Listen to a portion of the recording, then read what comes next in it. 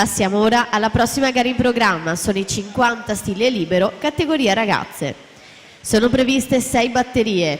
Nella prima troviamo Francesca Dalla Torre in corsia 2, Angela Rossi alla 3, Lara Bisaro in 4, Melissa Trevisiol in 5, Gaia Fochesato, in 6 Anna Berlese, alla 7 Caterina Maggiolo.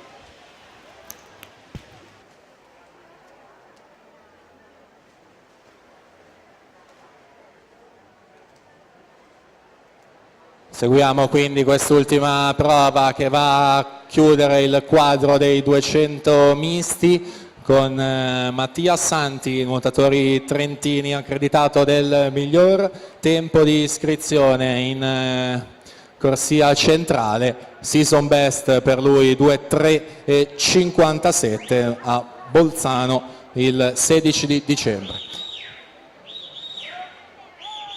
Al suo fianco Daniel Zammattio in corsia 5, Ginnasium Pordenone, alla 3 Luca Collot, Nord-Est H2O.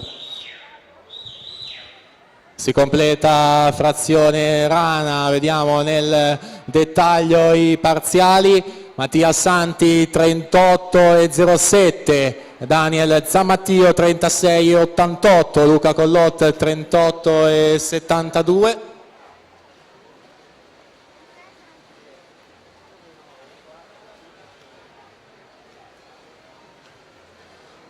Ultima vasca stile libero, quindi, e poi vi daremo gli 8 finalisti. 2:6:52 al momento è il miglior tempo, 2:08:08 per Mattia Santi, che quindi si posiziona in seconda piazza. Daniel Zammattio 2:9:25 è quarto, Luca Collot 2:10:98 è settimo nella classifica. Ci siamo!